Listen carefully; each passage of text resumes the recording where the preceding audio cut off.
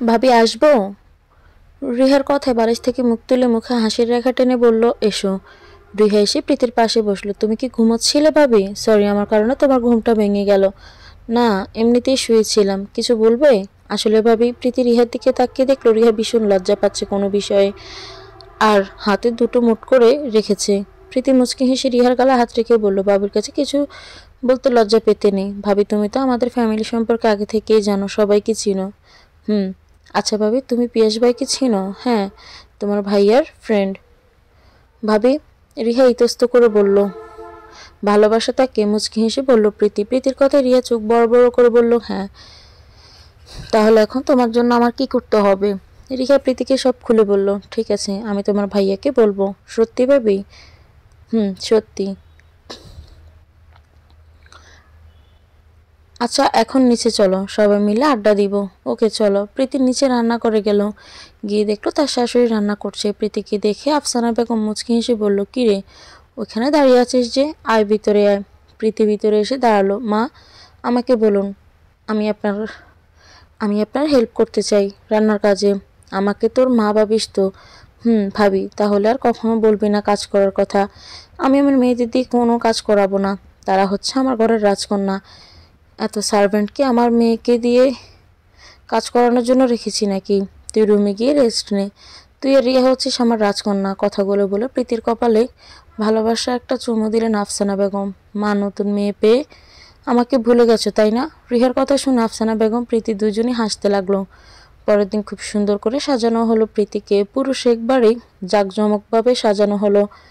আজকে রাহাত আর প্রীতির reception party. সব মেহমান চলে এসেছে। সবাই খুব সাজগোজ করে নিচে নেমে এলো। পিয়াসু এসে রাহাতের সাথে দাঁড়িয়ে কথা বলতে লাগলো। রিহা বারবার দূর থেকে দাঁড়িয়ে দেখছে তার প্রিন্সটাকে। হঠাৎ আফসানা বেগম রিহার পাশে এসে দাঁড়ালো। কি রে, কি করছিস? কই কিছু না তো। আচ্ছা, সব মেহমান চলে এসেছি, আর প্রীতির ফ্যামিলিও এসেছে, রাস্তায় আছে। তুই গিয়ে প্রীতিকে নিচে নিয়ে আয়। ঠিক আছে মা। প্রীতি, তোকে তো আজকে বিয়ের দিনের চেয়ে বেশি সুন্দর লাগছে। নিহার কথায় প্রীতি হেসে বলল, তাই নাকি? হুম। রাহাত ভাইকেও খুব সুন্দর লাগছে, নিচে দেখে আসলাম। নিহার কথায় প্রীতি কিছু বলতে যাবে তখনই রুমে রিহা প্রবেশ করলো। ভাবি চলো, নিচে সবাই অপেক্ষা করছে। ওকে ভাবি। আজকে তো রাহাত ভাই চোখই সরাতে পারবেন না তোমার থেকে। এত বেশি সুন্দর লাগছে তোমায়। আসলে খুব সুন্দর তুমি, তাই তো আমার ভাইটা এত ভালোবেসে তোমায়। রিহা আর নিহা প্রীতিকে নিয়ে নিচে চলে আসলো। দুজন মানুষ খুব গভীর চোখ নিয়ে প্রীতিকে দেখতে লাগলো। রাহাত মুচকি হেসে প্রীতির দিকে এগিয়ে এসে হাত বাড়িয়ে দিল। প্রীতি মুচকি হেসে রাহাতের হাতটা ধরলো। সবাই করতালি দিতে লাগলো। প্রীতি আর রাহাতকে একসাথে বসানো হলো। সবাই এসে তাদের শুভেচ্ছা জানাতে লাগলো। প্রীতির পরিবার সবাই এসে প্রীতির কাছে বসলো। প্রীতি পরিবারের সবাই রাহাতের পরিবারের সাথে কথা বলতে লাগলো। প্রীতির ভাই এসে প্রীতির পাশে বসলো। কেমন আছিস পুচকি? ভাইয়া, তুমি আমাকে সবার সামনে পুচকি রাখছো? তুই আমার পুচকি তো পুচকিই বলবো। নীরবের কথায় মুচকি হেসে রাহাত বলল, ঠিক বলেছেন ভাইয়া, আপনার বোনটা আসলেই পুচকি। রাহাতের কথায় প্রীতি রাগী লোক নিয়ে রাহাতের দিকে তাকালো। রাহাত হাসি দিয়ে বলল, এভাবে রাগ করলে তো পুচকিটার মেকআপ নষ্ট হয়ে যাবে। রাহাতের কথা শুনে নিহা, রিহা, পিয়াস, নীরব সবাই হাসতে লাগলো। প্রীতি গাল ফুলিয়ে বলল, দাঁড়াও ভাইয়া, এবার বাসায় যেয়ে নি। তোমার আর নিহার কথা কিন্তু মাকে বলে দিব। যদি আর পুচকি ডাকো তাহলে তো আরো বেশি করে রাখবো। বোন প্লিজ তাড়াতাড়ি বলিস মাকে, এবার তোর বান্ধবীটাকে বউ বানিয়ে নিয়ে আসতে ইচ্ছে করছে। Hi everyone. রোহানের বাবার কথায় সবাই ওনার দিকে তাকালো। আপনারা সবাই জানেন আমার বড় ছেলে রাহাত শেখের বিয়ের রিসেপশন পার্টি আজকে। এই খুশির দিনে আমি আরো একটা খুশির অ্যানাউন্সমেন্ট করতে চাই। Come my boy Rohan Sheikh and come my sweet girl Nazifa. সবাই নাজিফার নাম শুনে চমকে গিয়ে তাকালো। একটা খুব সুন্দর মেয়ে ব্ল্যাক কালার একটা শাড়ি পরে স্টেজের দিকে এগিয়ে গেল। সবার চোখ আটকে আছে তাতে। অনেক মায়াবী একটা চেহারার মেয়ে। আজ রোহানও ব্ল্যাক কালার পাঞ্জাবি পরেছে। মেয়েটা রোহানের পাশে গিয়ে দাঁড়ালো। সবার চোখ তাদের দিকে। প্রীতি কিছু বুঝতে পারছে না, অবাক দৃষ্টিতে তাকিয়ে আছে সে। নাজিফা হচ্ছে আমার ফ্রেন্ডের মেয়ে। আপনারা হয়তো জানেন না, নাজিফা আর রোহানের এঙ্গেজমেন্ট ঘরোয়াভাবে 15 দিন আগে হয়েছিল, কিন্তু আমি এখন ওদের বিয়ের ডেটটা ঘোষণা করতে চাই। আগামী মাসে আমার ছোট ছেলের বিয়ে নাজিফা হকের সাথে। নাজিফার রোহানের বিয়ের কথা শুনে একটা বড়সড় দেখা গেল প্রীতি। এ কি শুনছে সে? তাহলে নিহাকাল ভুল কিছু বলেনি। রোহান আমার সাথে শুধু টাইম পাস করেছে। আমি তোমাকে বুঝিয়ে দিব রোহান ট্রিক, যে আমি তোমার জন্য আর কষ্ট পাই না। তুমি যদি আমার সাথে ভালোবাসার অভিনয় করে ঠকিয়ে অন্য কাউকে বিয়ে করতে পারো, তাহলে আমি কেন পারবো না রাহাতকে স্বামী হিসেবে মেনে নিয়ে ভালো থাকতে। মনে মনে কথাগুলো বলল প্রীতি। নাজিফা সবার সাথে কথা বলে প্রীতির দিকে এগিয়ে আসলো। কংগ্রেস, থ্যাঙ্কস, তুমি খুব সুন্দরী। আপনি তো আরো বেশি সুন্দর। অনেকক্ষণ প্রীতি আর নাজিফা হেসে হেসে কথা বলল। দূর থেকে রাহাতের বাবা মা তাদের দেখে বললেন, আমরা খুব লাকি, এত ভালো দুইটা ছেলের বউ পেয়েছি। আমার সংসারটা খুব পরিপূর্ণ। এখন আর নাজিফা আসলে আরো পরিপূর্ণ হয়ে উঠবে। ঠিক বলেছ। অনুষ্ঠান শেষে সবাই চলে গেল। প্রীতি রুমে এসে ফ্রেশ হতে যাবে, তখন কেউ ওর হাত ধরে টান দেয়। প্রীতি তার না দেখে তার স্পর্শ বুঝে গেল মানুষটার কেউ নেই, রোহান। প্রীতি চোখ বন্ধ করে বলল, কি হচ্ছে রোহান, হাতটা ছাড়ো। রোহান আচমকা প্রীতির দেয়ালের সাথে চেপে ধরল।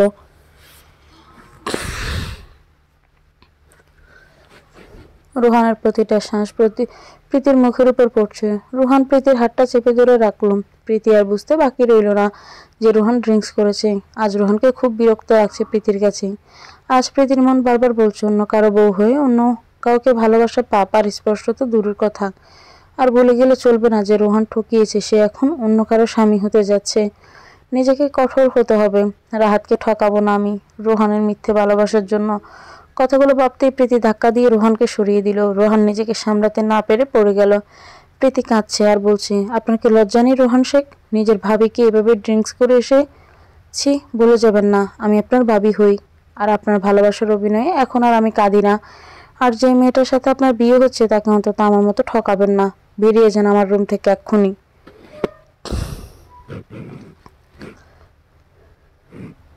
রোহান রুম থেকে বেরিয়ে গেল। প্রীতি দরজা লাগিয়ে ফ্লোরে বসে পড়ল। একদম কাঁদবি না প্রীতি, তোকে মিথ্যে ভালোবাসার মায়া থেকে বের হতে হবে। তোকে মানতে হবে তুই রাহাতের বউ। তুই একটা বৈধের সম্পর্কে জড়িয়ে আছিস। রাহাত স্বামী হিসেবে মানতে হবে তোর। বলে যেতে হবে রোহান শেখ নামে একটা জঘন্য মানুষ তোর জীবনে কখনো ছিল। বিড়বিড় করে কথাগুলো বলল প্রীতি। রোহান রুম এসে দরজা লাগিয়ে কাউকে ফোন দিল। Hello, thank you Nazifa. কেন রোহান? বিয়ের মিথ্যে অভিনয় করার জন্য। রোহান, আজকে কি তুমি প্ল্যান মোতাবেক ওই কাজটা করেছো? মাত্র করেই আসলাম। রোহান, কেন করেছো এমন? তুমি জানো প্রীতি তোমাকে কতটা জঘন্য ভাববে আর ঘৃণা করবে এই কাজটার জন্য।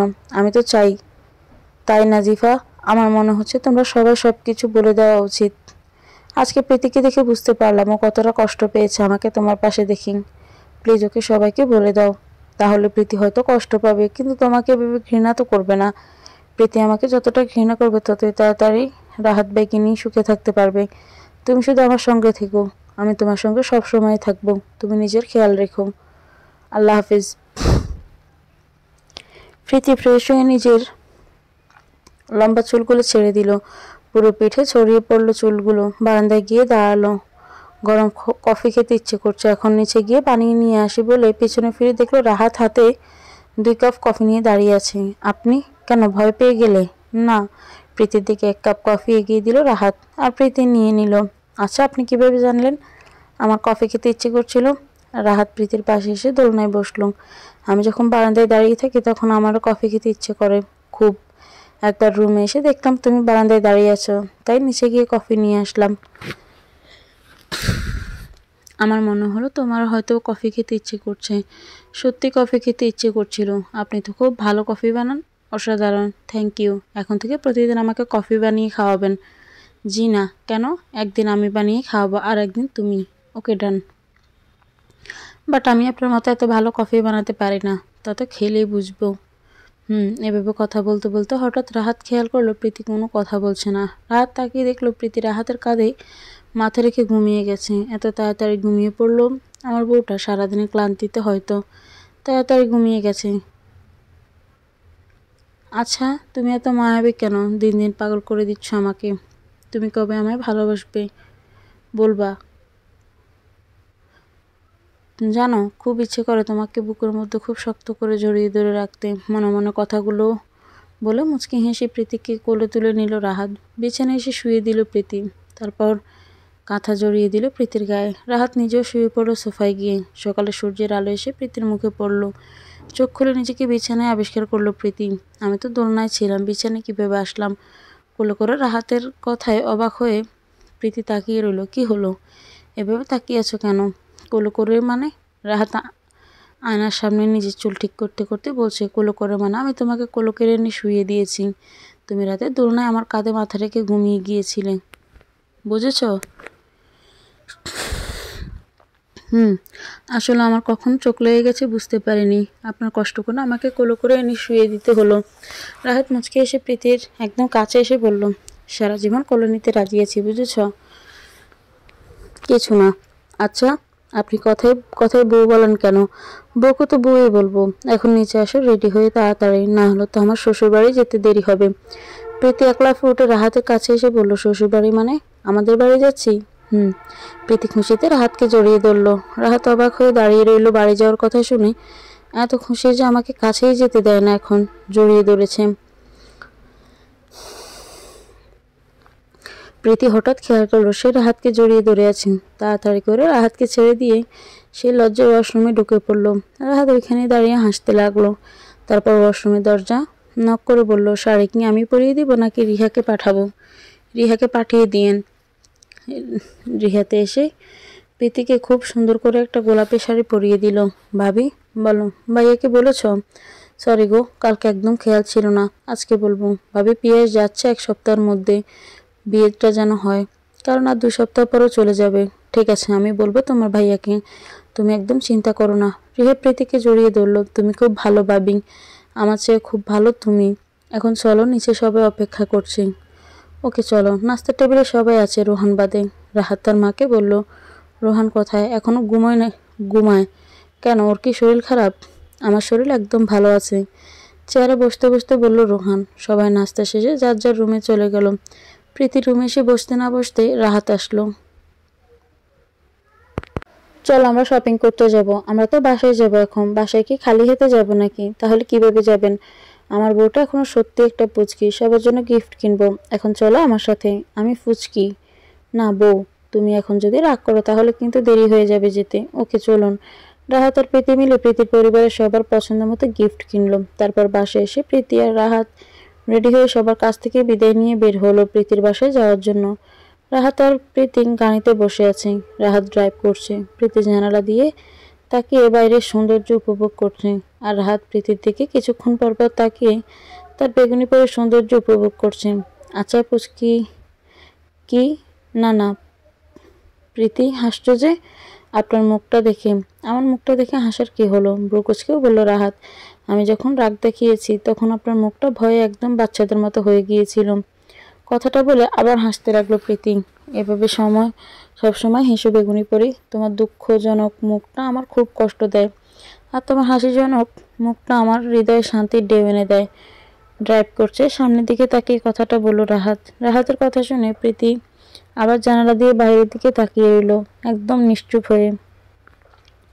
এভাবে কিছুক্ষণ নীরব রইল দুজন। নীরবতা ভেঙে রাহাত আবার প্রীতিকে ডাক দিল। প্রীতি বাহিরের দিকে তাকিয়ে বলল, বলুন, ফুচকা খাবে?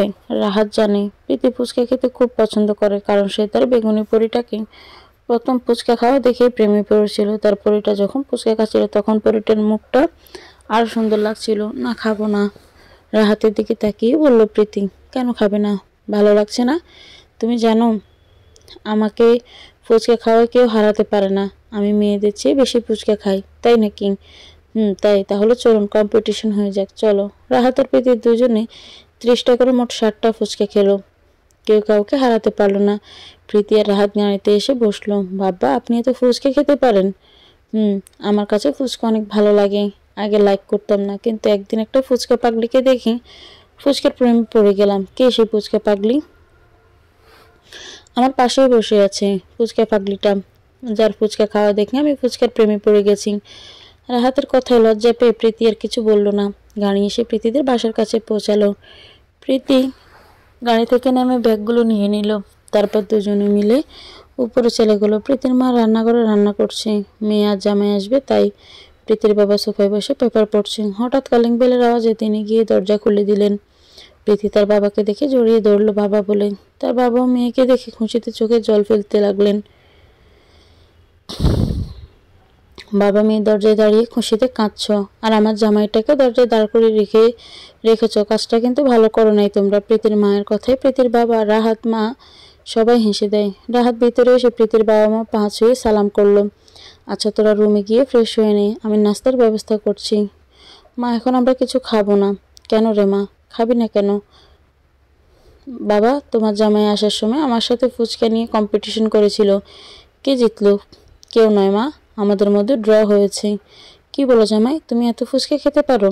আমার মেয়ে তো ফুচকা পাগলি, তুমি কি আমার মেয়ের মতো ফুচকা পাগল নাকি?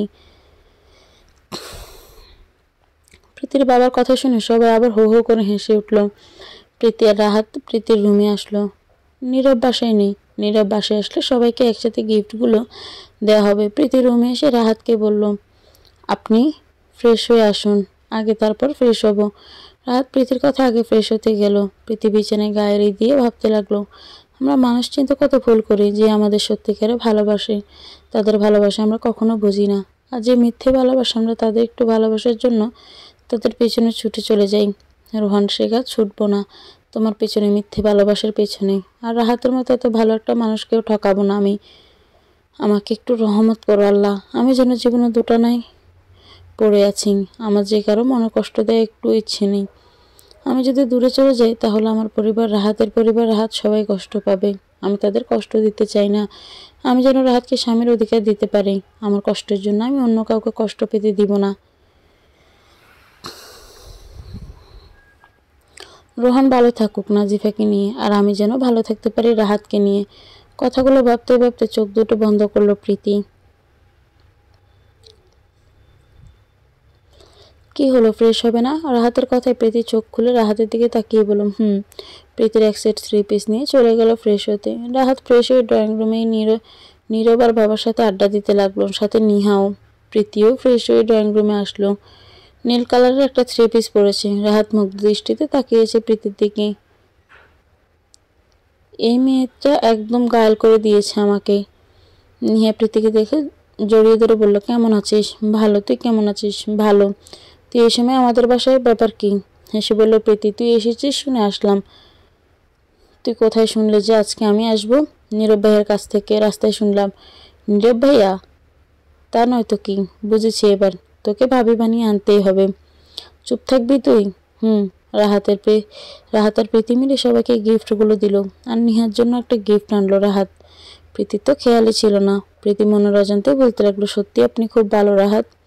সবাই মিলে ডিনার করলো। ডিনার শেষে রাহাত রুমে এসে প্রীতির রুমটা খুব ভালো করে দেখতে লাগলো। অনেক সুন্দর করে সাজানো প্রীতির রুমটা। এমনিতে মেয়েরা অনেক গোছালো হয়। হঠাৎ প্রীতির পড়ার টেবিলের দিকে নজর গেল রাহাতের। ওইখানে গিয়ে রাহাত অসংখ্য গল্পের বই দেখতে পেল। একটা বই হাতে নিয়ে অনেক মুগ্ধ হলো রাহাত। সবগুলো বইয়ের নাম করে দেখলো। এর মধ্যে একটা বই হাতে নিয়ে বইটা খুললো রাহাত। বইটার প্রেমাতাল। অনেক শুনেছি বইটার নাম, বাট কখনো পড়া হয়নি, মনে মনে বলল রাহাত। বইটা খুলে অবাক হলো রাহাত। একটা চিরকুট দেখলেন। চিরকুটটা খুলে পড়তে লাগলো, কলিজা, তোমার ভালোবাসার মানুষের দেওয়া খুব স্পেশাল একটা গিফট। আশা করি তোমার খুব ভালো লাগবে। তোমার কাছে আমার দেওয়া সবচেয়ে বেস্ট গিফট মনে হবে তোমার সবচেয়ে পছন্দের লেখক মরিয়মের বই। লেখাটা দেখে মুচকি হাসলো রাহাত। তার মানে পুচকিটার প্রিয় লেখক মরিয়ম। তার জন্য মরিয়মের লেখা অভিমানী তোমার হৃদ মাজারে বইও দেখিয়েছেন। তারপর হঠাৎ খেয়াল হলো রাহাতের একটা কথা, কলিজা তোমার ভালোবাসার মানুষের দিয়ে স্পেশাল একটা গিফট। তার মানে প্রীতির কারোর সাথে ভালোবাসার সম্পর্ক ছিল।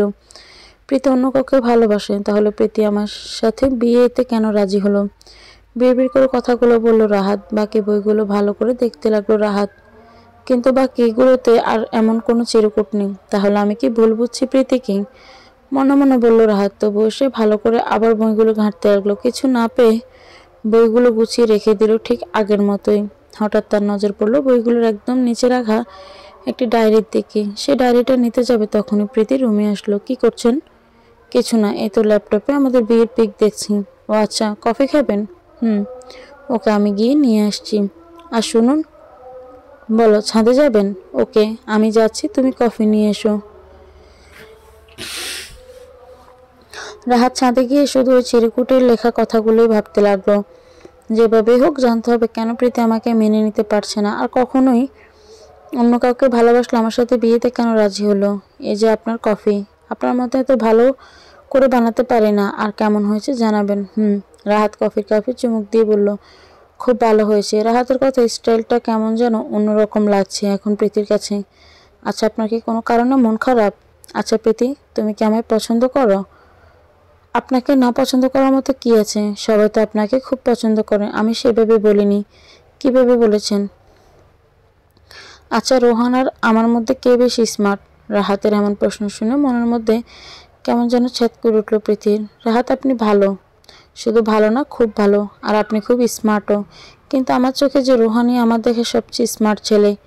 সবার চোখে নিজের ভালোবাসার মানুষই সবচেয়ে সুন্দর হয়, হোক না রোহানের ভালোবাসা অভিনয়। কিন্তু আমার ভালোবাসা যে সত্যি ছিল, পারছি না বের হতে এই ভালোবাসার মায়াজাল থেকে। যতই ভাবি এগিয়ে যাবো আপনার হাত ধরে, ততই বেশি মন জুড়ে থাকে রোহান শেখ। প্রীতির খেয়াল হলো রাহাত এমন প্রশ্ন কেন করলো। উনি কি তাহলে আমার আর রোহানের ব্যাপারে জেনে গেছে? না, এটা তো সম্ভব না, কারণ আমি রোহান নিহা ছাড়া সম্পর্কের কথা তো কাউকেই জানে না, আর নিহা তো কখনোই বলবে না। আমি হয়তো একটু বেশি ভাবছি। রাহাত প্রীতিকে ডেকে বলল, কি হলো? কিছু বলছো না যে? আপনারা দুই ভাই খুব স্মার্ট, কারো থেকে কেউ কম নয়। রাহাত প্রীতির কথায় হালকা হেসে বলল, ছাদে অনেক ঠান্ডা, চলো রুমে যাই, ঘুমাবো। ওকে চলুন। রাহাত রুমে এসে বিছানায় শুয়ে পড়ল, মাঝখানে কোলবালিশ রেখে। তারপর প্রীতির দিকে তাকিয়ে বলল, বেগুনি পরি, আজকে অনেক ঠান্ডা, ফ্লোরে ঘুমোতে পারবো না, আর তোমার রুমে তো সোফা নেই, তাই মাঝখানে কোলবালিশ রাখলাম, প্লিজ একটু অ্যাডজাস্ট করে নিও। কথাগুলো বলে রাহাত অন্যদিকে ফিরে শুয়ে পড়ল। প্রীতি আর কোনো কথাই বলল না, ঘুমিয়ে গেল। সকাল হলে প্রীতির ঘুম ভেঙে গেলে প্রীতি উঠে রাহাতকে বিছানায় দেখলো না। তারপর দেখলো ওয়াশরুমেও নেই। পরে ভাবলো হয়তো ছাদে গেছে। ফ্রেশ হয়ে ড্রয়িং রুমে গিয়ে দেখলো বাবা চা খাচ্ছে। তারপর প্রীতি দেখে একটা চিরকুট প্রীতির দিকে এগিয়ে দিল তার বাবা। প্রীতি তার বাবার দিকে তাকিয়ে বলল, কি এটা বাবা? জামা দিতে বলল তোমাকে? কেন? উনি কোথায়? বলে গেল একটা কাজে নাকি যাচ্ছে। প্রীতি চিরকুটটা খুলে দেখলো, বেগুন উপরে একটা কাজে বাইরে যাচ্ছি, তোমাকে না বলেই যেতে হলো, তুমি ঘুমিয়েছিলে তাই। প্রীতি চিরকুটটা নিয়ে রুমে চলে গেল, কারণ তার চিরকুট নিয়ে কিছু স্মৃতি মনে পড়ে গেল। বাবার সামনে চোখের জল ফেলতে চায় না, তাই রুমে চলে আসলো। রাহাত এয়ারপোর্টে দাঁড়িয়ে আছে একজন মুখোমুখি। আজ তার চোখে হাজারো প্রশ্ন। সামনে দাঁড়িয়ে থাকা মানুষটা ঠিকই বুঝতে পারছে। রাহাত হাতে থাকা ডায়েরির সামনের মানুষটার দিকে এগিয়ে দিল। রোহান ডায়েরিটা হাতে নিয়ে কিছু বলতে যাবে, তার আগে রাহাত বলে উঠল, এখানে নয়, নিরিবিলি একটা জায়গাতে বসে আজ শুনবো তোর না বলা সব কথা, চল। সকালবেলা মায়ের ফোন পেয়ে রাহাত ছুটে আসলো এয়ারপোর্টে। যে ছেলে আজ পর্যন্ত দেশের বাইরে কোথাও যায়নি, এমনকি পড়ালেখার জন্য সবাই মিলে জোর করেও লন্ডন পাঠাতে পারেনি, সেই ছেলে আজ কাউকে না জানিয়ে লন্ডন চলে যাচ্ছে। সেটা ভালোভাবে মেনে নিতে পারেনি আফসানা বেগম, তাই চিন্তিত হয়ে সাথে সাথে ফোন দিল বড় ছেলেকে। একমাত্র রাহাতই পারে রোহানের মনের কথা বের করে আনতে, কারণ বড্ড ভালোবাসে সে তার ভাইটাকে। রাহাত আর রোহান একটা নিরিবিলি জায়গায় এসে বসলো। দুজনে কিছুক্ষণ চুপ হয়ে বসে রইল। রাহাত নীরবতা ভেঙে রোহানের দিকে প্রশ্ন ছুড়ে দিল, হঠাৎ লন্ডন যাচ্ছিস যে? এমনিতেই ভালো লাগছিল না, ভাবলাম কিছুদিন গিয়ে ঘুরে আসি, আর ওইখানে কিছু করার প্ল্যানিং করছি। মিথ্যে বলছিস রোহান? মিথ্যে কেন বলবো ভাই? তুই তো জানিস তোর মিথ্যে কথা বুঝতে আমার 1 মিনিটও সময় লাগে না। আমার সত্যি কিছুদিন গিয়ে ঘুরে আসতে ইচ্ছে হলো। ঘুরে আসতে ইচ্ছে হলো নাকি প্রীতিকে প্রতি মুহূর্তে ভাইয়ের বউ হিসেবে দেখতে কষ্ট হচ্ছে? রাহাতের কথায় রোহানের হাত থেকে ডায়েরিটা পড়ে গেল। তার মানে কি ভাই সব জেনে গেল আমার আর প্রীতির ব্যাপারে? কি রে, কথা বলছিস না যে? ভাই তুমি যা ভাবছো তা না। কেন এমন করলে রোহান? মেয়েটা তোকে খুব ভালোবাসে। মেয়েটা যে আমার সাথে খুশি না রে। আর কেন তুই বললি না যে তুই ওকে ভালোবাসতি? আমি কি কখনো তোদের মাঝে আসতাম বললে? বল, জীবনে যা পেয়েছি সব তোকে দিয়েছি, কারণ আমি যে তোকে নিজের চেয়ে বেশি ভালোবাসি রোহান।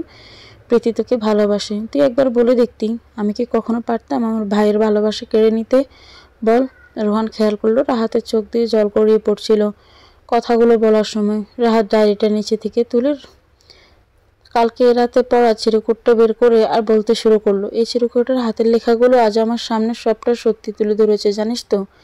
কাল রাতে প্রীতির একটা বই থেকে এই চিরকুটটা পেলাম, যা তোর দেওয়া উপহার। তারপর ছাদে গিয়ে অনেকক্ষণ ভাবতে লাগলাম। হঠাৎ খেয়াল হলো হাতের লেখাটা যে আমার সবচেয়ে প্রিয় মানুষটার, আমার কলিজার ভাইটার। প্রীতি যখন রাতে গভীর ঘুমে আচ্ছন্ন, তখন ডায়েরিটা হাতে নিয়ে বারান্দায় চলে গেলাম। সারা রাত ধরে পুরোটা ডায়েরি পড়লাম। আর চোখ থেকে অনবরত জল গড়িয়ে পড়ল। রোহান চুপচাপ বসে রাহাতের বলা কথাগুলো শুনছে। জানিস রোহান, প্রীতি খুব কষ্ট পাচ্ছে তোকে ছাড়া। ও যে আমাকে স্বামী হিসেবে মেনে নিতে পারছে না রে। ওর সরল সরল মনটা খুব করে চায় তোকে। আজ ডায়েরিটা না পড়লে আমি কখনো জানতাম না মেয়েটা তো ভালোবাসে তোকে। তোর আরো ভালোবাসার কাছে আমার ভালোবাসা যে খুবই সামান্য রোহান, খুবই সামান্য। রোহান, তুই আমার জন্য এত বড় একটা স্যাক্রিফাইস করেছিস, তাই না? নিজের এই ভাইটার জন্য নিজের ভালোবাসার কেন কোরবানি দিলি রোহান? কেন আমাকে ছোট বানিয়ে দিলি প্রীতির কাছে? ও যে আমাকে সহ্যই করতে পারে না। আর একটা কথা জানিস রোহান, প্রীতি তোকে ভুল বুঝছে, কিন্তু আমি জানি তুই প্রীতিকে ঠকাসনি, শুধুমাত্র আমার জন্য এমন করেছিস। প্লিজ আমার সাথে চল, প্রীতির ভুল ভাঙাতে হবে আর তোদের দুজনকে এক করতে হবে। কথাটা বলে রাহাত রোহানের হাত ধরে টেনে তুলল। রোহান রাহাতের সামনে গিয়ে দাঁড়িয়ে জড়িয়ে ধরে কাঁদতে লাগলো। এই রোহান, তুই বাচ্চাদের মতো কাঁদছিস কেন ভাই? আমি তোদের দুজনকে এক করে দিব। রোহান কান্না থামিয়ে রাহাতের হাতে ধরে বলল, আজ চাইলেও যে আমরা এক হতে পারবো না ভাই। কেন পারবি না সেটা আমি বলতে পারবো না। আর প্রীতি আমাকে ভুল বুঝে ঘৃণা করুক সেটাই আমি চাই। প্রীতি তোমার বউ, ওর জোর করে হলেও তোমাকেই ভালোবাসতে হবে। আমাকে আর ছোট করিস না মেয়েটার সামনে। মেয়েটা মনে প্রাণে শুধু তোকে চায়। আমি যখন থাকবো না তখন ও চাইলেও তো আমাকে পাবে না ভাই। আমি চাই না আমাকে ভালোবেসেও সারা জীবন একা কাটিয়ে দিক। আমি চাই ও তোমাকে ভালোবেসে সারা জীবন ভালো থাকুক, আমার হাত ধরে মাত্র কয়েকটা মাস কাটিয়ে সারা জীবন একা না থাকুক। রোহানের কথায় অবাক হয়ে রাহাত জিজ্ঞেস করলো, মাত্র কয়েক মাস মানে? চুপ করে আছিস কেন রোহান, বল, আমি তোকে বলতে বলেছি। রোহান ব্যাগ খুলে একটা কাগজ রাহাতের দিকে এগিয়ে দিল। রাহাত কাগজটা খুলে দেখে থ হয়ে দাঁড়িয়ে রইল। অনেকক্ষণ নীরবতা বিরাজমান করলো দুই ভাইয়ের মাঝে। আচমকা রাহাত খুব শক্ত করে জড়িয়ে ধরল রোহানকে। দুই ভাই জড়িয়ে ধরে শুধু চোখের জল ফেলতে লাগলো। এত বড় একটা কথা কেন লুকালি রোহান?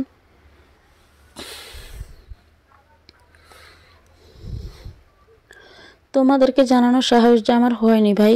ভেবেছিলাম চিকিৎসা করালে ভালো হয়ে পড়বো, কিন্তু দিন দিন আমি যে আরো মৃত্যুর দিকে এগিয়ে যাচ্ছি ভাই। আমার হাতে মাত্র 2 মাস সময় আছে। আমি যখন জানতে পারলাম আমার ব্রেন টিউমার, তখন নিজেই নিজেকে সান্ত্বনা দিলাম যে সব কিছু ঠিক হয়ে যাবে, ভালো করে ট্রিটমেন্ট করালে।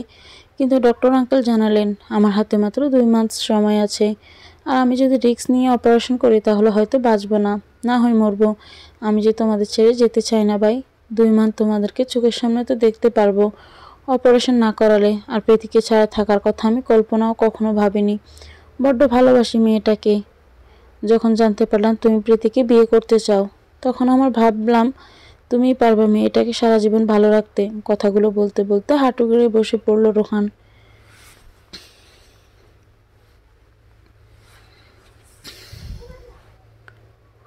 তুমি মেয়েটাকে জোর করে হলেও তোমাকে ভালোবাসতে বাধ্য করো ভাই, না হলে মেয়েটা যে তিলে তিলে শেষ হয়ে যাবে। ভালোবাসা জোর করে হয় না রোহান, জানি না, কিন্তু আমি পারবো না আমার জানটাকে নিজের সাথে জড়িয়ে সারা জীবনের জন্য একা করে দিয়ে যেতে। ঠিক আছে, তোর কথাই রইল, কিন্তু আমার যে সবাইকে জানাতে হবে তোর অসুস্থতার ব্যাপারে। রোহান রাহাতকে নিজের কসম দিল যেন কাউকে কিছু না জানে। অনেক চেষ্টা করে রোহানকে আটকাতে পারল না রাহাত। রোহান চলে গেল লন্ডন। গাড়িতে বসে চোখের জল ফেলছে রাহাত। নিজের কলেজের ভাইটা আর মাত্র 2টা মাস বাঁচবে, কিছুতেই বিশ্বাস করতে পারছে না সে। ডক্টর আঙ্কেলকে কল দিয়ে ভালোভাবে সব জেনে নিল সে। আল্লাহ, রোহানকে কেন আমাকে দিয়ে দিতে এত বড় রূপ? রোহান আর প্রীতিকে একে অপরকে খুব ভালোবাসে, তুমি কেন ওদের মাঝখানে আনলা আমাকে? আমার ভাইটাকে ভালো করে ওদের মাঝখান থেকে আমাকে সরিয়ে নাও প্লিজ। গাড়িতে নিজের হাত দিয়ে ঘষে দিতে দিতে কথাগুলো বলল রাহাত। অপরদিকে বারবার কল দিচ্ছে প্রীতি। সকালে গিয়ে দুপুর হলো, এখনো কোনো আসছে না রাহাত। চিন্তায় পড়ে গেল প্রীতি। রাহাত ফোনটাও রিসিভ করতে বলতে শুরু করলো, বাসায় চলে যাব, তোমাদের বাসার নিচে আছি, গাড়ি নিয়ে তাড়াতাড়ি চলে এসো। কিন্তু প্রীতিকে কিছু বলার সুযোগ না দিয়ে ফোনটা কেটে দিয়ে গাড়িতে বসে পড়লো রাহাত। প্রীতি তার বাবা মাকে বুঝিয়ে নিচে আসলো। এসে দেখলো রাহাত গাড়িতে বসে আছে। রাহাতকে খুব চিন্তিত আর কেমন যেন দুঃখজনক দেখাচ্ছিল। প্রীতি গাড়িতে গিয়ে বসে রাহাতের দিকে তাকিয়ে বলল, আজকে তো আমাদের থাকার কথা ছিল, হঠাৎ চলে যাচ্ছেন যে? অফিসে জরুরি কিছু কাজ ছিল, আচ্ছা, আপনার কি কোনো কারণে মন খারাপ? না। যে মানুষটা এত শান্তশিষ্ট থাকে সে আজকে এমন গম্ভীরভাবে কথা বলছে, তার ভিতর কেমন রাগ কষ্ট চেপে রেখেছে মনে হচ্ছে। আমি কি পারবো আমার রোহানের কথাটা রাখতে? আমি কি পারবো প্রীতিকে জোর করে আমাকে ভালোবাসতে বাধ্য করতে? রোহান, কেন দিলি এমন কসম আমায়? তোর প্রীতি যে শুধু তোকেই ভালোবাসে, আমাকে নয়। আপনার সাথে একটা কথা ছিল। রোহানের সামনে দিকে তাকিয়ে ড্রাইভ করতে করতে বলল। কি কথা বলো? জানি না আপনি কী ভাববেন, তবুও আমার বলা জরুরি। প্রীতি কি তাহলে আজকে ওর রোহানের ভালোবাসার কথা বলবে? ওর কথা শুনে আমি নিজের কষ্ট চেপে রাখতে পারবো? কি কথা বলবা তাড়াতাড়ি বলো। আসলে রিহার ব্যাপারে কিছু বলতে চাই। আপনি তো আমার চেয়ে ভালো পিয়াস ভাইকে চিনেন।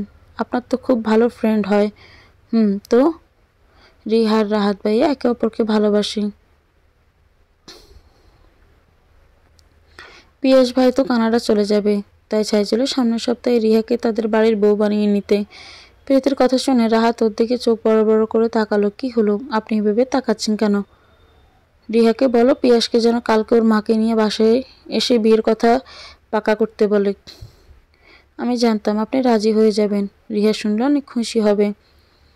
প্রীতি আজ খুব খুশি, কারণ সে পেরেছে 4 জন ভালোবাসার মানুষকে সারা জীবনের জন্য এক করে দিতে।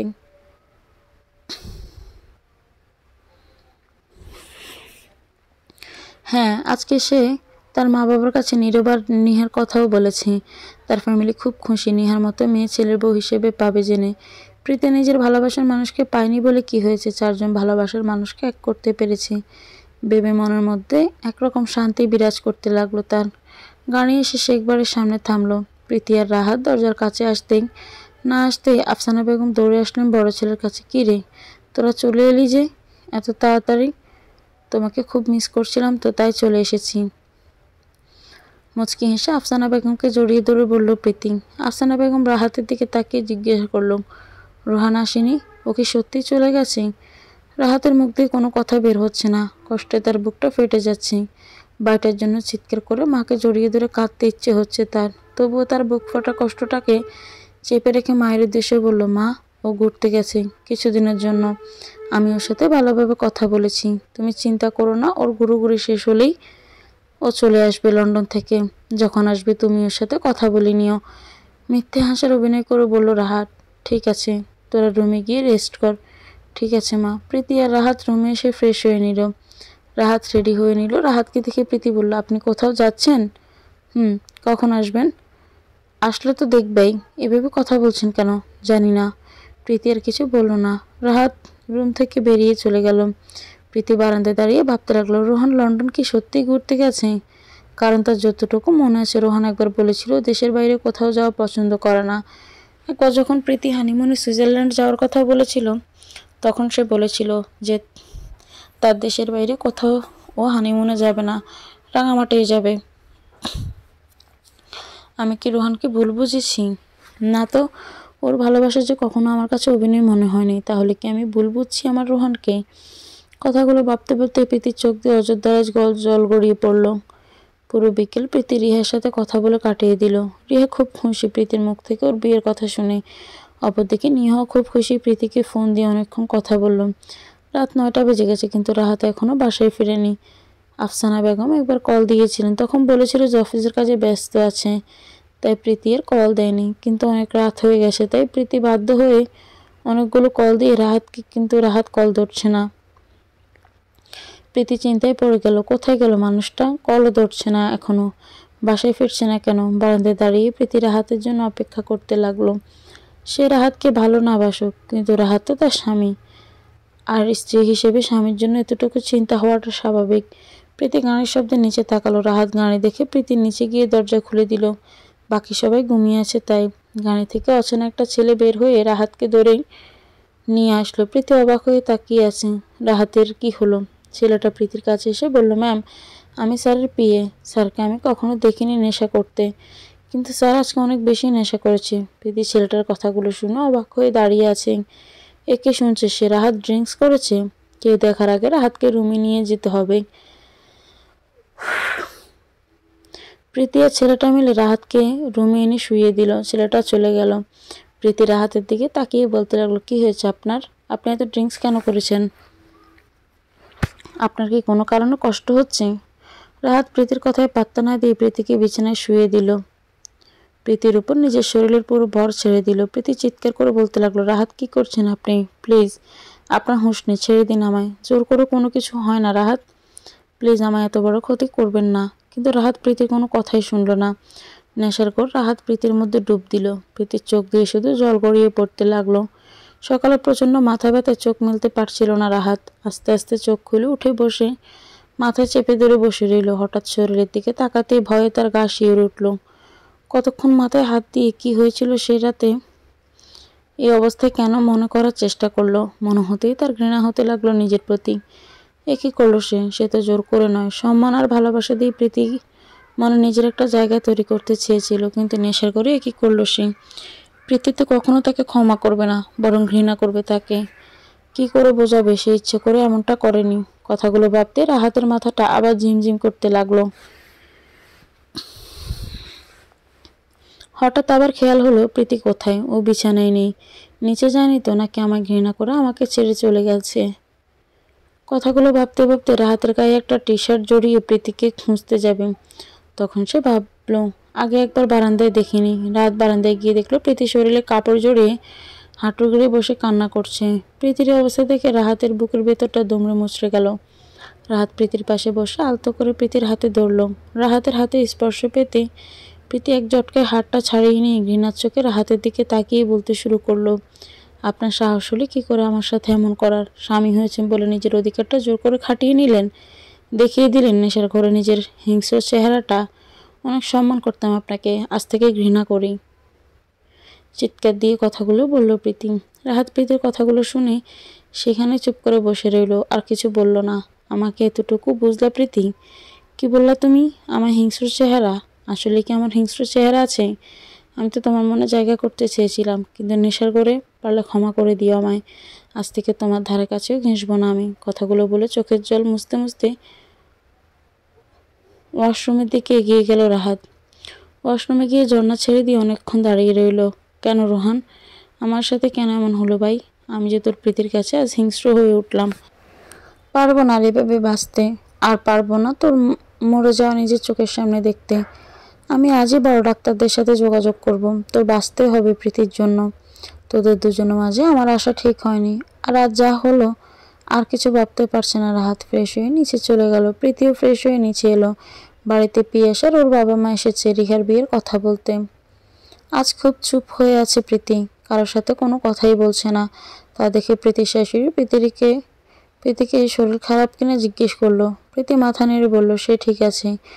রিহা আর পিয়াসের বিয়ে ঠিক হলো সামনের সপ্তাহে। শেখ বাড়ির সবাই খুব খুশি। আজ একমাত্র মেয়ের বিয়ে খুব বড় করে আয়োজন করতে হবে। সারাদিন রাহাত প্রীতির সামনেও আসেনি। রিহার সাথে প্রীতির সারাটা দিন কেটেছে। প্রীতি এখন আর হাসি খুশি থাকে না, কেমন যেন চুপচাপ হয়ে গেছে। সেদিনের পর থেকে রাহাত আর প্রীতির সামনে আসেনি, আর রাতে আসলেও প্রীতির সাথে কথা বলে না। কেমন যেন নিজের প্রতি খুব ঘৃণা আর রাগ হয় তার। তবুও দূর থেকে প্রীতির চাওয়া পাওয়া সবকিছু খেয়াল রাখে সে। দেখতে দেখতে রিহার গায়ে হলুদের দিন চলে আসলো। আজ রিহার গায়ে হলুদ পুরো শেখ বাড়ি খুব সুন্দর করে জাঁকজমকভাবে সাজানো হয়েছে। একমাত্র বোনের বিয়ে, তাই রোহানও আসছে আজ লন্ডন থেকে। সন্ধ্যার দিকে পার্লারের লোক এসে রিহাকে খুব সুন্দরভাবে সাজানো হলো।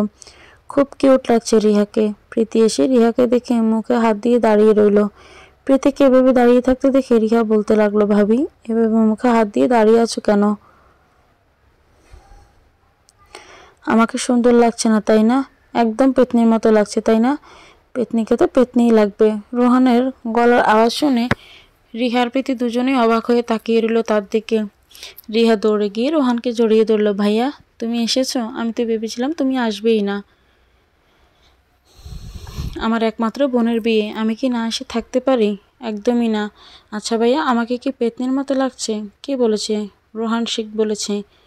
রোহান শেখটা আবার কে? এই যে আমি যাকে জড়িয়ে ধরেছি, সে একই অবস্থা হয়েছে রোহান। ও কেমন দেখাচ্ছে কেন?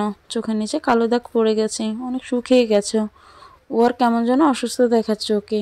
আচ্ছা ওর কি শরীর খারাপ? আমি কি ওকে একবার জিজ্ঞাসা করবো? ভাবি।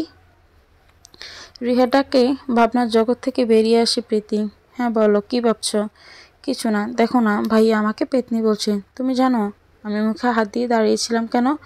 কেন ভাবি? কারণ তোমাকে এত কিউট লাগছে যে আমি তোমার প্রেমে পড়ে গেছি। ছেলে হলে উঠিয়ে নিয়ে বিয়ে করে ফেলতাম। প্রীতির কথা শুনে রিহা আর রোহান হেসে দিল। প্রীতি রুম থেকে বেরিয়ে যেতে নিলে রোহান প্রীতি বলে ডাক দিল। রোহানের ডাকে থমকে গেল প্রীতি। এতদিন পর তো রোহান তার নাম ধরে ডেকেছে। প্রীতি রোহানের দিকে না ফিরে বলল, বলেন কেমন আছো প্রীতি? দেখতেই তো পাচ্ছেন আমি কেমন আছি, জিজ্ঞাসা করবে না? কেমন আছেন? এই তো ভালো, খুব ভালো আছি, খুব বেশি। তোমার কাছে কিছু চাই? আমার কাছ থেকে আরও কিছু কেড়ে নেওয়ার জিনিস আছে আপনার রোহান শেখ? আসলে প্রীতি আমি চাই তুমি আমাকে ক্ষমা করে দাও। আমি তোমাকে অনেক কষ্ট দিয়েছি। তোমার ক্ষমা না পেলে যে মরেও শান্তি পাবো না। কথাটা বলেই রোহান চলে গেল।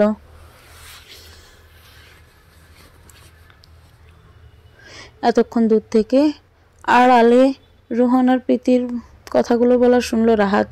আর অপরদিকে দরজার কাছে দাঁড়িয়ে রিহা। আল্লাহ, আমার দুই ভাইয়ের কষ্ট দূর করে দাও।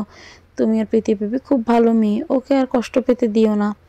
প্রতি রুমে এসে রোহার দিকে ভাবতে লাগলো, কি বললো রোহান? আমার ক্ষমা না পেলে মরেও শান্তি পাবে না। রোহানের কিছু হয়নি তো? না না, একই আজে বাজে কথা ভাবছি আমি। রোহান আমাকে যতই কষ্ট দেখ না কেন, তুমি ওকে সবসময় সুস্থ রেখো। কথাগুলো বিড়বিড় করে বলতে বলতে একটা শাড়ি নিয়ে রেডি হয়ে নিল প্রীতি। সব ছেলেরা বেগুনি কালার পাঞ্জাবি পরেছে আর মেয়েরা কাঁচা হলুদের মধ্যে বেগুনি পাড়ের জামদানি কাপড়। আজ আবার প্রীতির হাত আর রোহানের বেগুনি পরি সেজেছে। রেডি হয়ে রিহাকে সাথে নিয়ে নিচে নেমে এলো সে। দুই ভাই দুই হাত দিয়ে বোনকে ধরে নিয়ে স্টেজে বসালো। একে একে সবাই রিহাকে হলুদ লাগালো। রাহাত একটু পর প্রীতির দিকে তাকাচ্ছে আর রোহানের দিকে। রাহাত আর শুধু ভাবছে যেভাবে হোক প্রীতি আর রোহানকে এক করে দিয়ে বড় ভাইয়ের দায়িত্ব পালন করতে হবে তার। অপরদিকে রোহান দূর থেকে প্রীতির প্রতিটা মুহূর্ত ক্যামেরাবন্দি করছে। অনুষ্ঠান প্রায় শেষের দিকে। সবাই প্রীতিকে রিকোয়েস্ট করতে লাগলো নাচার জন্য। রিহা একবার নিহার কাছে শুনেছিল প্রীতি নাকি খুব ভালো নাচে, আর একবার ফার্স্টও হয়েছিল নাচে। রিহার রিকোয়েস্টে প্রীতি ফেলতে পারেনি। শরীর আর মন দুটো খারাপ হওয়ার সত্ত্বেও সে নাচলো। না শেষে হঠাৎ মাথা ঘুরিয়ে পড়ে গেল প্রীতি। রাহাত আর রোহান দুজন এগিয়ে আসলো প্রীতিকে ধরার জন্য। রোহান সাথে সাথে কোলে তুলে নিয়ে রুমে নিয়ে গেল প্রীতিকে। রাহাত ডাক্তারকে ফোন দিল। রোহানের পিছনে পিছনে সবাই রুমে গেল। হঠাৎ কি হয়ে গেল মেয়েটার এসব ভেবে সবাই কেমন যেন ভয় পেয়ে গেল। কিন্তু ডাক্তারের বলা কথা শুনে থমকে গেল তিনটা মানুষ। সবাই অনেক খুশি, কিন্তু প্রীতি বুঝে উঠতে পারছে না সে কি খুশি হবে নাকি কষ্ট পাবে। রাহাতের বাচ্চার মা হতে যাচ্ছে সে। মা হওয়ার কথা শুনলে প্রতিটা মেয়ে খুশি হয়, প্রীতিও হচ্ছে, কিন্তু মনের মধ্যে কোথাও যেন খুব ঘৃণা হচ্ছে। রাহাত বাবা হওয়ার খুশি অনুভব হচ্ছে, কিন্তু নিজের প্রতি খুব রাগ হচ্ছে। তার একই করলো সে। কিভাবে এখন রোহানের সামনে মুখ দেখাবে সে? অপরদিকে রোহান চোখের জল মুছে রাহাতকে জড়িয়ে ধরে আর বলতে লাগলো, থ্যাঙ্কস ভাই, আমার প্রীতিকে এভাবে ভালো রেখো সবসময়। আমার প্রীতি এখন তোমার বাচ্চার মা হতে যাচ্ছে, ও এখন পরিপূর্ণভাবে তোমার। সরি রোহান, সরি বলবা না একদম। আজ খুব খুশি আমি চাচ্ছু হব আর তুমি বাবা। একটা কথা ছিল, আমার রাখবি তো? বলো। তুই অপারেশন করানোর জন্য রাজি হয়ে যা, আমার বিশ্বাস তুই ভালো হয়ে যাবি। আমি বড় ডাক্তারদের সাথে কথা বলে রেখেছি, প্লিজ রাজি হয়ে যা তুই। ঠিক আছে, কবে অপারেশনের ডেট? আমি ডাক্তারদের সাথে কথা বলে সব জানাবো। ওকে। প্রীতি অজান্তেই নিজের পেটে হাত রেখে বলছি, এতদিন রোহান শেখকে ভালোবেসে বেঁচেছি, আজ তোকে ভালোবেসে বাঁচবো। পরের দিন খুব ধুমধামভাবে রিহার পিয়াসের বিয়ে সম্পন্ন হলো। বিদায়ের সময় রিহা খুব কেঁদেছিল। তার দুই ভাই আর ভাবিকে জড়িয়ে ধরে। 1 মাস পর পুরো শেখ বাড়িতে শোকের ছায়া নেমে এসেছে। 1 মাস আগেও কত হাসি খুশিতে মেতেছিল পুরো শেখ বাড়ি। শেখ বাড়ির প্রীতির বাবার বাড়ির মানুষ সব আজ হসপিটালে। আফসানা বেগম কেঁদেই যাচ্ছেন। কারো আজ কাউকে সান্ত্বনা দেওয়ার মতো ভাষা নেই। শেখ বাড়ির দুই ছেলে রোহান আর রাহাত আজ মৃত্যুর সাথে লড়াই করছে। প্রীতি হাসপাতাল একটা বেঞ্চে বসে আছে পাথরের মতো। আজ সে পাথর হয়ে গিয়েছে। সে আজ বুঝতে পেরেছে কেন রোহান তাকে রাহাতের হাতে তুলে দিয়েছিল। কিন্তু সে দিনের পর দিন রোহানকে ভুল বুঝেছে। আজ খুব ঘৃণা হচ্ছে তার নিজের প্রতি। নিহা সে কখন থেকে প্রীতিকে ডাকছে, কিন্তু সেদিকে কোনো খেয়াল নেই তার। আজ বিকেলে যখন রোহান ড্রয়িং রুমে বসেছিল সবার সাথে আড্ডা দিচ্ছিল, তখন সে হঠাৎ মাথা ঘুরে পড়ে গেল। সবাই রীতিমতো ভয় পেয়ে যায় রোহানের এই অবস্থা থেকে। রাহাত সাথে সাথে ডাক্তারকে ফোন দিয়ে বলল। তখন ডাক্তার জানান রোহানকে অপারেশন না করালে রোহান বাঁচবে না, আর অপারেশন করালেও বাঁচার চান্স আছে কিনা সেটা অপারেশন করানোর পরে বোঝা যাবে। ততক্ষণে বাসার সবাই জেনে গেল রোহানের ব্রেন টিউমার অনেক আগে থেকেই, কিন্তু সে কাউকে কিছুই জানায়নি। প্রীতি রোহানের এই অবস্থা দেখে সবার সামনে কান্নায় ভেঙে পড়লো। রাহাত প্রীতিকে সামলে নিয়ে রোহানকে নিয়ে হসপিটালে গেল। বাড়ির সবাই রাহাতের সাথে হসপিটালে আসলো। প্রীতি নিহাকে জড়িয়ে ধরে কাঁদছে। শুধু নিহা অনেক বোঝালো প্রীতিকে যে অবস্থায় কান্না করলে এভাবে শরীর খারাপ হবে, কিন্তু প্রীতি রোহানের এই অবস্থা সহ্য হচ্ছিল না, খুব কষ্ট হচ্ছিল তার। রাহাত হসপিটাল থেকে বেরিয়ে গাড়ি নিয়ে কোথায় যেন চলে গেল। নিজের কষ্ট চেপে রাখতে পারছিল না রাহাত। একটা জায়গায় নীরবে কতক্ষণ বসে আবার হসপিটালের উদ্দেশ্যে বেরিয়ে পড়ল সে। কিন্তু ভাগ্যের কি পরিহাস, চিন্তিত হয়ে গাড়ি চালানোর কারণে ট্রাকের সাথে ধাক্কা খেল তার গাড়ি। আর আজ সেও লড়ছে মৃত্যুর সাথে। একজন নার্স ওটি থেকে বেরিয়ে আসলো। নার্সকে দেখে আফসানা বেগম এগিয়ে গিয়ে বলল, আমার বড় ছেলের কি অবস্থা? ম্যাম, এখনো কিছু বলা যাচ্ছে না, ওনার অবস্থা খুব খারাপ, আর এখনো ওনাকে কেবিনে শিফট করা হবে। কিছুক্ষণ পর রাহাতকে কেবিনে শিফট করানো হলো। দুই ভাইয়ের একই অবস্থা কথা শুনে রিহা ছুটে আসলো হসপিটালে। মাকে জড়িয়ে ধরে কাঁদছে সে। হঠাৎ সে প্রীতির কাছে গিয়ে বসলো। ভাবি, প্রীতি একটু নড়ছে না। রোহান আর রাহাতের এই অবস্থা দেখে একদম পাথর হয়ে বসে আছে সে। রিহা প্রীতিকে ধরে ঝাঁকিয়ে বলল, এটা নাও, রোহান ভাইয়া দিতে বলেছিল তোমাকে। আমি তোমার আর রোহান ভাইয়ের ব্যাপারে সবকিছু জানি ভাবি। আমি জানি তোমার খুব কষ্ট হচ্ছে। একদিকে ভালোবাসার মানুষ, একদিকে স্বামী, প্লিজ তুমি নিজেকে শক্ত করো। কথাগুলো বলে রিহা কেঁদে দিল। প্রীতি কাগজটা হাতে নিয়ে খুলে পড়তে লাগলো সেই কলিজা। কলিজা বললে ভুল হবে, আমার পুরো লাইফ তুমি প্রীতি, মাফ করে দিও আমাকে। আমি অনেক কষ্ট দিয়েছি, আমার ভাবি হতে বাধ্য করেছি তোমাকে, কিন্তু বিশ্বাস করো আমি যা করেছি সব তোমার ভালোর জন্য করেছি। আর রাহাত ভাইয়া তোমাকে সবসময় আগলে রাখার চেষ্টা করছে, কখনো তোমায় কষ্ট দেওয়ার চেষ্টা করনি রাহাত ভাইয়া। আমি ভাইয়াকে বলেছি তোমাকে যেন জোর করে হলেও ভালোবাসতে বাধ্য করে। আর আমি চাই তুমি সারাটা জীবন আমাকে ভালোবেসে কষ্ট পাও। আমি চাই তুমি রাহাত ভাইয়ের সাথে যেন সুখে থাকো। আমার অনিশ্চিত জীবনে তোমাকে জড়িয়ে কষ্ট দিতে চাইনি। যেদিন থেকে জেনেছি আমি আর বাঁচবো না, সেদিন থেকে আস্তে আস্তে তোমাকে নিজের কাছ থেকে দূরে সরিয়ে দিয়েছি। আমাকে ঘৃণা করতে বাধ্য করেছি, আর নাজিফার সাথে আমার বিয়ের মিথ্যে অভিনয় করেছি। নাজিফা আমাকে সাহায্য করেছে তোমাকে দূরে সরানোর জন্য। রিহা সবকিছু জেনে ফেলেছিল। ওর কাছে আমি কাগজটা দিয়ে বলেছিলাম এটা যেন 1 মাস পরে তোমার হাতে দেয়। আমি আর থাকবো না তোমাদের মাঝে, কিন্তু কিছু স্মৃতি হয়ে থাকবো আজীবন। প্লিজ রাহাত ভাইকে কষ্ট দিও না, ভালো থেকো সারা জীবন। লেখাগুলো পড়ে প্রীতি কাগজটা বুকে নিয়ে চিৎকার করে কাঁদতে লাগলো। রিহান নিহার দিকে তাকিয়ে বলতে লাগলো, কেন? বুঝলাম না আমি রোহানকে কেন ভুল বুঝলাম? আমি আমার রাহাতকে একজনকেও বুঝতে পারলাম না। আমি কারো ভালোবাসা পাওয়ার অধিকার নেই আমার। রিহা প্রীতিকে পানি খাইয়ে দিল। প্রীতির শরীর অনেক খারাপ হয়ে গেছে। আফসানা বেগম প্রীতির দিকে তাকিয়ে কাঁদতে লাগলো আর বলতে লাগলো, মেয়েটা কত কষ্ট পেয়েছে, কিন্তু কখনো মুখ ফুটে কিচ্ছু বলেনি। আজও কত কষ্ট সহ্য করছে। আল্লাহ কেন আমার 2টা ছেলেকে আজ এমন অবস্থায় এনেছে?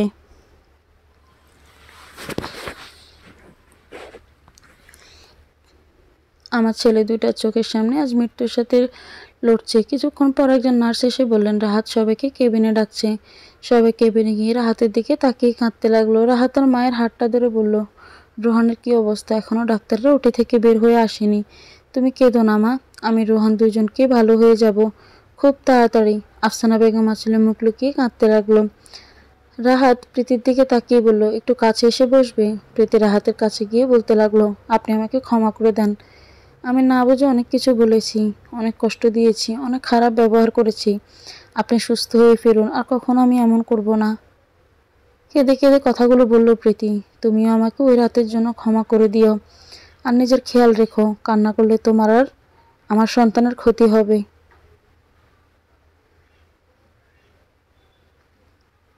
আমি জানি আপনি ইচ্ছে করে করেননি, আপনি সুস্থ হয়ে আসুন, এসব নিয়ে পরে কথা হবে। সবাই একটু বাইরে যাবে, আমার বাবা আর মার সাথে কিছু কথা আছে। সবাই বাহিরে চলে আসলো। অপরদিকে ডাক্তার ওটি থেকে বেরিয়ে এসে বলল, রোহানের অবস্থা খুব খারাপ, রোহানের বাঁচার চান্স খুবই কম। ডাক্তারের কথা শুনে প্রীতি কাঁদতে কাঁদতে বেহুশ হয়ে পড়ল। 5 বছর পর কবরস্থানে একটি কবরের পাশে দাঁড়িয়ে কাঁদছে একটি ছেলে। দৌড়ে এসে একটা বাচ্চা ছেলে পিছন থেকে ছেলেটাকে জড়িয়ে ধরল বাবাই বলে। ছেলেটা বাচ্চাটা দেখে ফিরে বাচ্চাটাকে জড়িয়ে ধরল। তারপর বাচ্চাটার কপালে গালে অনবরত কিস করতে লাগলো। বাচ্চাটা ছেলেটার দিকে তাকিয়ে বলল, আচ্ছা বাবাই, তুমি সবসময় এখানে আসো কেন? এখানে তোমার আমার আপন একজন মানুষ ঘুমিয়ে আছে যে আমাদের খুব ভালোবাসতো, আমাদের ভালোবেসে নিজের ভালো চিন্তা করেনি কখনো, আমাদের ভালোবাসতো বাবাই। তোমার মাম্মাকে আমাকে খুব ভালোবাসতো এই মানুষটা, তোমাকেও। আচ্ছা বাবাই, উনি এখানে ঘুমিয়ে থাকেন কেন? আমাদের সাথে দাদা দাদুর সাথে বাসায় থাকে না কেন? উনি আর আমাদের সাথে থাকতে পারবে না বাবা, উনি এখানেই ঘুমিয়ে থাকবে সব সময়। বাবা, উনি আমার কি হয়? ছেলেটা আচমকা বলে উঠল বাবা হয়। তারপর হাত দিয়ে নিজের চোখের জল মুছে নিল। বাবাই, তুমি তো আমার বাবা, তাহলে উনি আমার বাবা হয় কিভাবে? উনিও তোমার বাবা হয়, বড় বাবা। বড় বাবাই? আচ্ছা, তুমি কার সাথে এসেছো এখানে? মাম্মা নিয়ে এসেছে। ওই দেখো মাম্মা দাঁড়িয়ে আছে, প্রীতি লাল কালার একটা শাড়ি পরে আছে, তাকে একদম পরীর মতো লাগছে আজ। রোহান আর রাহাতের বেগুনি পরে আজ লাল শাড়ি পরেছে। ছেলেটা বাচ্চা ছেলেটাকে কোলে তুলে নিয়ে প্রীতির দিকে এগিয়ে আসলো। রিহাবকে তুমি এখানে কেন নিয়ে এসেছো প্রীতি? রিহাব খুব জেদ করেছিল আপনার কাছে আসার জন্য। রোহান শেখ, রিহাবটা রিহাব শেখটা আপনার মতোই জেদি হয়েছে, আর রাহাত শেখের মতো হয়েছে দেখতে একদম। কথাটা বলার সময় প্রীতির চোখ দিয়ে জল গড়িয়ে পড়ল। রোহান রিহাবকে ঘাড়িতে বসিয়ে প্রীতি নিজের বুকের সাথে চেপে ধরল। কাঁদছো কেন? তোমাকে কাঁদতে দেখতে একদম ভালো লাগে না। এমনিতে আমার কারণে 5 বছর আগে খুব কষ্ট পেয়েছ। রাহাত ভাই আজ আমাদের জন্য না ফেরার দেশে চলে গেল। শেষবারের মতো একটুও কথা বলতে পারলাম না ভাইটার সাথে। তোমার কোনো দোষ নেই রোহান, প্লিজ নিজেকে আর কখনো দোষী মনে করবে না। গাড়িতে বসো। রোহান প্রীতি রিহাবকে নিয়ে পার্কে আসলো। রিহাব অন্য একটা বাচ্চাদের সাথে খেলা শুরু করলো। প্রীতি আর রোহান একটা বেঞ্চে বসলো। প্রীতি রোহানের কাঁধে মাথা রেখে বসলো। রোহান রিহাবের দিকে তাকিয়ে বলল, প্রীতি, রিহাব একদম রাহাত ভাইয়ের প্রতিচ্ছবি, তাই না? হ্যাঁ। আচ্ছা, রিহাব যদি কখনো জানতে পারে আমি ওর আসল বাবা না? এমন কখনো হবে না, তুমি ওর আসল বাবা। ও যখন বুঝতে শিখবে তখন আমরা ওকে সব খুলে বলবো। আমার বিশ্বাস ও তোমাকে বাবা বলবে তখন।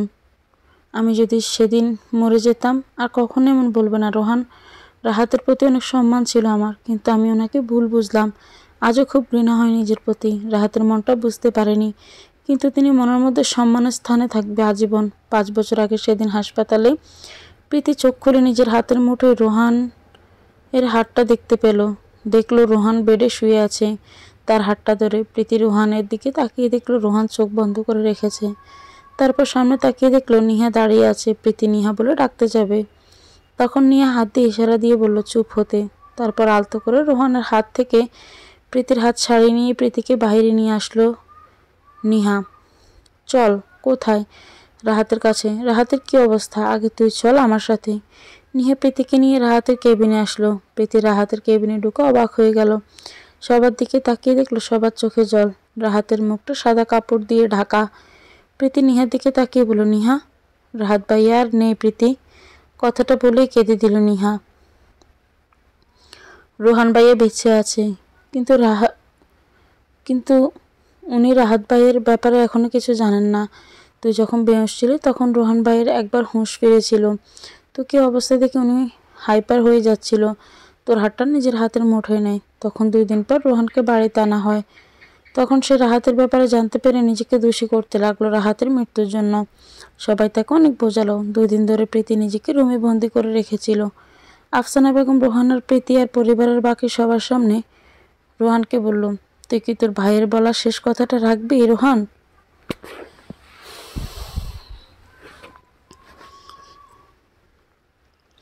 কি কথা মা?